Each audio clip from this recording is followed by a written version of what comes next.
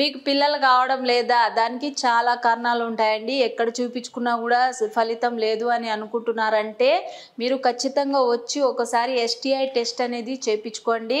ఇది సుఖవ్యాధుల టెస్ట్ అనేది చేస్తాం. అదేంది మేము ఏమైనా చేసినామా తప్పు, దానివల్ల ఏమైనా జబ్బు వచ్చిందా మాకు అనేది అనుకోకండి. ఎందుకంటే మీరు బయట బాత్రూమ్స్ అవన్నీ వాడుతుంటారు, ఇంకా ట్రైన్లో కానీ ట్రావెలింగ్ చేసేటప్పుడు కానీ అన్నీ వాడుతుంటారు కాబట్టి దానివల్ల సుఖవ్యాధులు అనేది వచ్చే అవకాశాలు ఉంటాయి. ఒకరు వస్తూ ఇంకొకరు వాడితే కూడా సుఖవ్యాధులు వచ్చే అవకాశం ఉంటుంది.